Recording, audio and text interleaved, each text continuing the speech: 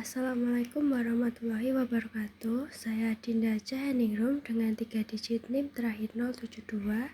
Di sini saya akan menjelaskan beberapa teorema mengenai translasi. Langsung saja ke teorema yang pertama, yaitu teorema 5.3 yang berbunyi peta dari suatu titik oleh translasi berupa titik dan tunggal.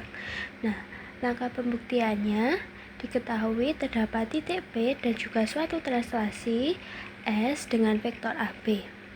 Kita buktikan dengan mengandaikan bahwa peta P ini tidak tunggal, sehingga ada peta lain yaitu P aksen dan P double aksen. Langkah yang kedua dapat kita tuliskan bahwa translasi S dengan vektor AB P akan menghasilkan P aksen, dan juga ruas garis PP aksen sama dengan ruas garis AB, dan PP aksen sejajar dengan AB. Ini sesuai dengan definisi translasi. Hal tersebut juga berlaku pada titik P double aksen, sehingga ruas garis PP double aksen sama dengan ruas garis AB, dan PP double aksen akan sejajar dengan AB. Ini juga sesuai dengan definisi translasi. Nah, dari langkah 2 dan ketiga kita dapat simpulkan bahwa P aksen dan P double aksen itu sama karena ia memetakan titik P dengan vektor yang sama yaitu vektor AB, sehingga ini terjadi kontradiksi dengan pengandaian di mana P aksen dan P double aksen itu berbeda. Maka pengandaian salah. Jadi terbukti bahwa peta dari suatu titik oleh translasi akan berupa titik juga dan titik tersebut tunggal. Selanjutnya ada teorema 5.4, yaitu jika S1 dan S2 merupakan suatu translasi, maka untuk setiap titik A elemen himpunan S2 berlaku hasil kali dari S2 dengan S1 terhadap titik A sama dengan hasil kali S1 dengan S2 terhadap titik A. Nah, di sini kita buktikan menggunakan kontradiksi, yaitu kita andaikan bahwa hasil kali dari S2 dengan S1 terhadap titik A ini tidak sama dengan hasil kali S1 dengan S2 terhadap titik A. Nah, dari pengandaian dapat kita perinci di sini bahwa hasil kali S2 dengan S1 terhadap titik A menghasilkan titik C1 dan hasil kali dari S1 dengan S2 terhadap titik A sama dengan titik C2. Ini berarti C1 tidak sama dengan C2. Langkah selanjutnya titik A kita translasikan dengan S2 akan menghasilkan titik B. Nah, kemudian titik B ini kita translasikan lagi dengan S1 berdasarkan rumus kali tadi menjadi titik C2.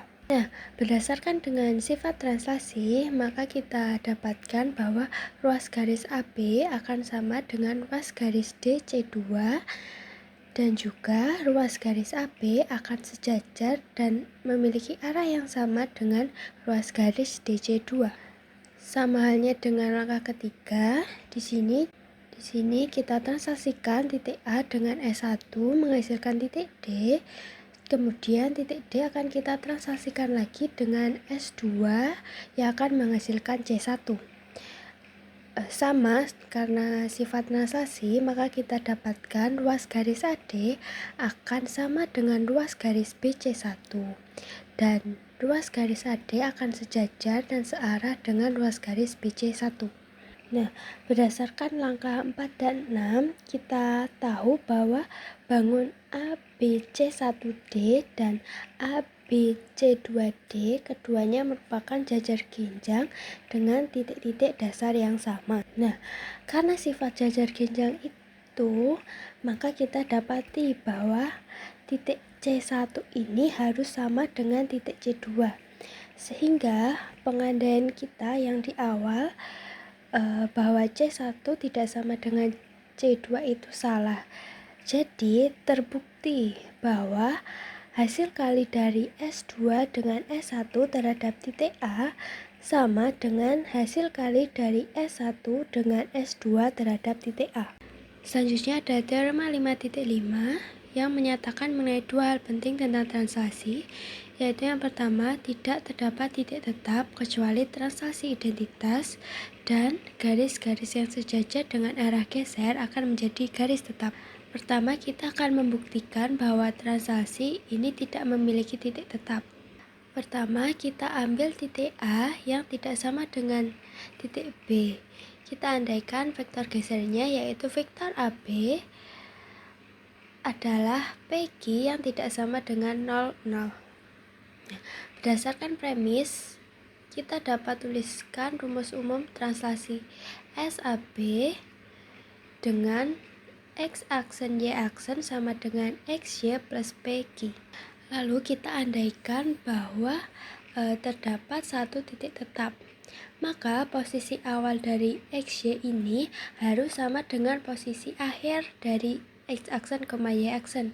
Sehingga kita dapat tuliskan bahwa X plus P ini harus sama dengan X dan Y plus Q ini harus sama dengan Y. Nah, dari persamaan tersebut kita akan mendapatkan bahwa nilai P dan Q ini akan sama dengan 0. Ini terjadi kontradiksi dengan pengandaian di awal, di mana kita mengatakan bahwa vektor geser AB ini tidak sama dengan 0. Sehingga terbukti bahwa tidak ada titik tetap dalam translasi kecuali translasi identitas. Lalu pembuktian yang kedua yaitu mengenai semua garis yang sejajar dengan AB akan menjadi garis tetap. Nah, yang pertama kita misalkan ada sebuah garis H aksen yang merupakan peta atau bayangan dari garis H. Nah, selanjutnya kita akan peroleh persamaan garis H aksen yang dapat kita tulis menjadi AX aksen plus BY aksen plus C sama dengan 0.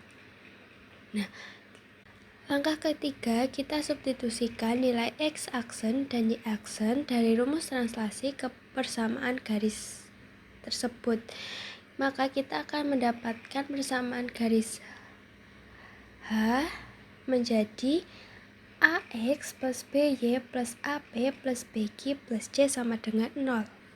Selanjutnya, agar garis H menjadi garis tetap, maka garis H ini harus berhimpit dengan garis H aksen. Maka konstanta pada kedua persamaan harus sama, yaitu A per A sama dengan B per B sama dengan AB plus BQ plus C sama dengan C. Nah, ini berarti nilai AB plus BQ harus sama dengan 0. Nah, pada langkah sebelumnya kita dapati bahwa AB plus BQ sama dengan 0, sehingga kita dapat menuliskan bahwa AB ini sama dengan negatif BQ. Nah, dari sini kita dapatkan bahwa rasio dari Q per P sama dengan negatif A per B. Kita perlu mengingat bahwa Q per P ini merupakan gradien dari vektor geser. Nah, sedangkan negatif A per B adalah gradien dari garis A. Karena kedua gradiennya ini sama, ini membuktikan bahwa semua garis yang sejajar dengan AB akan menjadi garis tetap. Contoh soal. Nah, jika A negatif 1,3, B negatif 5,-1 dan C 2,4 adalah titik-titik yang diketahui, maka tentukan C aksen sama dengan hasil translasi dengan vektor AB terhadap titik C. Diketahui koordinat A negatif 1,3, koordinat B negatif 5,-1, koordinat C 2,4 dan C aksen merupakan hasil translasi dengan vektor AB terhadap titik C, maka tentukan koordinat C aksen. Yang pertama kita akan menentukan vektor translasi AB yang ditentukan oleh pergeseran dari titik A ke titik B. vektor AB sama dengan PQ. PQ ini dapat kita cari dengan mengurangkan koordinat X dari titik B dan koordinat X dari titik A, yaitu negatif 5 dikurangi negatif 1 sama dengan negatif 4. Lalu Q dapat kita peroleh dari pengurangan koordinat Y dari titik B dikurangi koordinat Y titik A, yaitu negatif 1 dikurangi 3 sama dengan negatif 4. Maka diketahui bahwa vektor AB sama dengan negatif 4, negatif 4. Selanjutnya kita menentukan koordinat titik C aksen, yaitu C aksen sama dengan C ditambah vektor AB, yaitu 2, 4 ditambah negatif 4 sama dengan negatif 2, 0. Maka dapat ditentukan bahwa koordinat titik C aksen dari hasil translasi dengan vektor AB terhadap titik C adalah negatif 2,0.